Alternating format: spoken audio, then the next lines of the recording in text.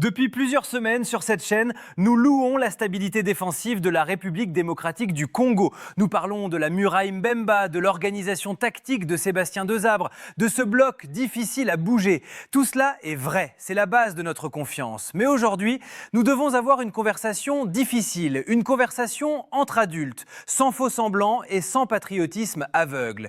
Il y a une ombre au tableau, une ombre qui plane sur les espoirs de troisième étoile et qui empêche de nombreux supporters de dormir tranquille. Cette ombre, c'est notre attaque. Soyons honnêtes, quand vous regardez la liste des attaquants des favoris de cette CAN, vous avez le vertige. Le Nigeria arrive avec son armada de buteurs en série. L'Égypte a son pharaon. Le Sénégal a ses flèches. Et nous avons des talents, certes, nous avons de bons joueurs de club. Mais avons-nous ce monstre capable de transformer une demi-occasion en but décisif dans une demi-finale fermée? La réponse, si l'on regarde les statistiques froides, est inquiétante. La peur dont je parle dans le titre de cette vidéo n'est pas une peur panique, c'est une peur rationnelle. C'est la peur du gâchis. Combien de fois avons-nous vu les léopards dominer, presser, récupérer des ballons hauts pour finir par une frappe molle, un centre au troisième poteau ou un mauvais choix dans la surface? Ce scénario, nous le connaissons par cœur. C'est le scénario du match nul frustrant contre une équipe théoriquement plus faible. C'est le scénario de l'élimination imméritée parce qu'on n'a pas su tuer le match quand on avait le couteau sous la gorge de l'adversaire. Le paradoxe de la RDC en cette fin d'année 2025 est le suivant. Nous avons peut-être la meilleure structure défensive de notre histoire récente, mais nous avons une attaque qui pose plus de questions qu'elle n'apporte de réponses. Le problème n'est pas de se créer des occasions. Le système Desabre, avec ses transitions rapides sur les côtés, crée du danger. Le problème, c'est la finition. C'est ce qu'on appelle en analyse de données le ratio expected goals par rapport au but réel. Et dans ce domaine, la RDC est souvent en sous-performance. Pourquoi ce sujet est-il vital maintenant? Parce qu'en phase de poule, vous pouvez vous en sortir avec des nuls ou des petites victoires. Mais dès les huitièmes de finale, face à des blocs qui vont nous respecter et fermer le jeu, nous n'aurons pas 10 occasions. Nous en aurons 2. Peut-être 3.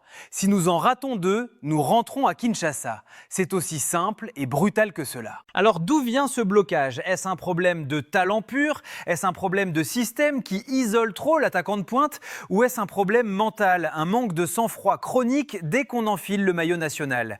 Dans cette vidéo, nous allons disséquer l'attaque congolaise poste par poste. Nous allons analyser pourquoi Yohan Wissa, Fiston Mayele ou Simon Banza peinent parfois à reproduire leur stade de club en sélection. Et nous allons essayer de comprendre si cette peur est justifiée ou si nous sommes trop sévères avec nos buteurs.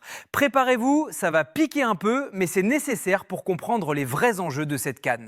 Le cœur du problème, le nœud gordien que Sébastien Desabre tente de trancher depuis 2 ans, se situe à un poste précis, le numéro 9. C'est ici que le bât blesse, c'est ici que la différence de standing avec les superpuissances du continent est la plus flagrante. Si l'on regarde l'histoire du football congolais, nous avons toujours eu des avant-centres de référence, des Dieu merci Mbokani, des Chabani Nonda, des joueurs qui pesaient sur une défense par leur seule présence physique et leur aura.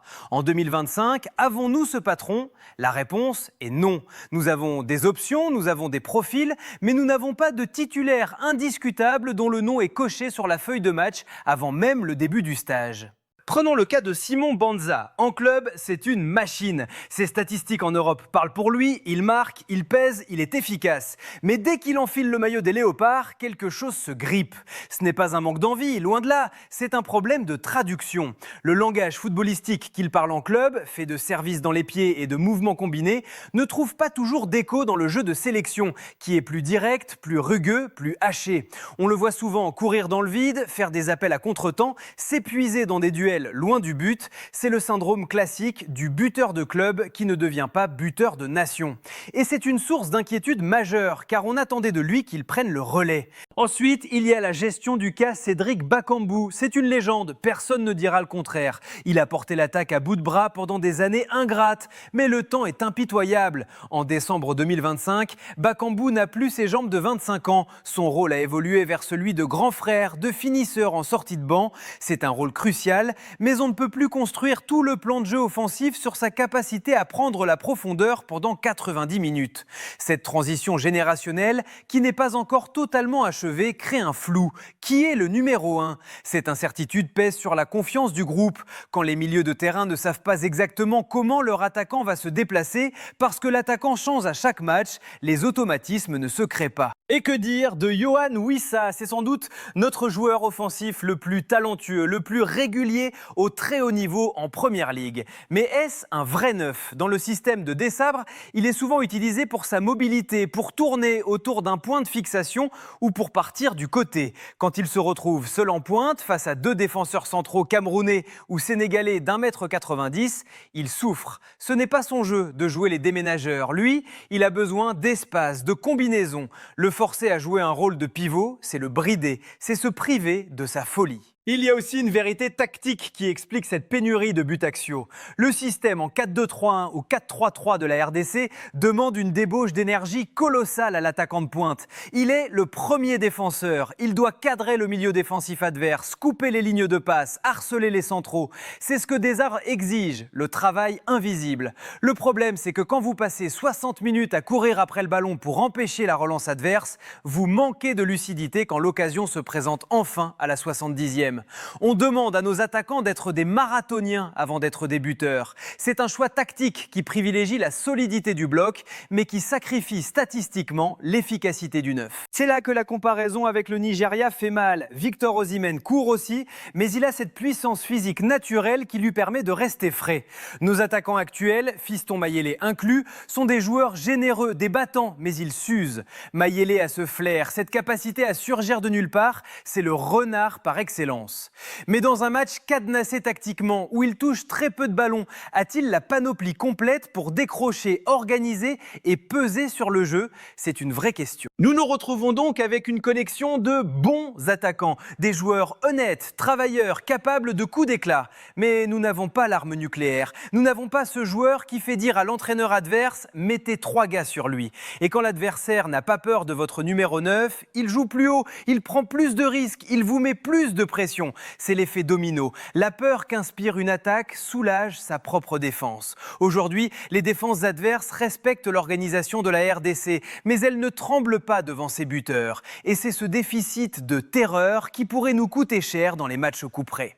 Mais il serait malhonnête et intellectuellement paresseux de faire porter l'intégralité du chapeau à nos seuls avant-centres. Un numéro 9, aussi talentueux soit-il, ne peut pas marquer s'il ne reçoit que des parpaings ou s'il doit traverser un champ de mine à chaque prise de balle. Si nos buteurs sont en échec, c'est aussi parce que la chaîne d'approvisionnement connaît des ratés. C'est ce que j'appelle le syndrome de la solitude du buteur congolais. Regardez attentivement les ralentis de nos matchs récents. Combien de fois voyons-nous notre attaquant de pointe isolé au milieu de 3 défenseurs centraux adverses, levant les bras au ciel, désespéré de ne pas voir le ballon arriver ? Trop souvent. La RDC a un problème structurel dans l'occupation de la surface de réparation. C'est bien joli de déborder avec Meshak Elia ou Silas. C'est spectaculaire, ça fait lever les foules. Mais quand l'ailier arrive au poteau de corner et lève la tête, que voit-il ? Il voit un seul maillot bleu noyé dans une marée de défenseurs. Où sont les milieux relayeurs ? Où est le numéro 10 ? Pourquoi n'y a-t-il pas 3 ou 4 joueurs qui plongent dans la surface pour multiplier les solutions ? C'est le défaut majeur de notre animation offensive, la frilosité dans la projection. Par peur de se faire contrer, nos milieux restent souvent en retrait, en couverture. Résultat, l'attaquant est seul. Et mathématiquement, un attaquant seul contre 3 défenseurs de niveau international a moins de 10% de chances de gagner son duel. On voit trop souvent des actions où l'ailier élimine 1, 2 joueurs, s'excentre et finit par un centre en bout de course, à l'aveugle. C'est ce que j'appelle centrer pour les statistiques. Un bon centre n'est pas un ballon mis dans la boîte au hasard. Un bon centre est une passe. Et cette connexion, ce timing entre le passeur et le finisseur manque cruellement de précision.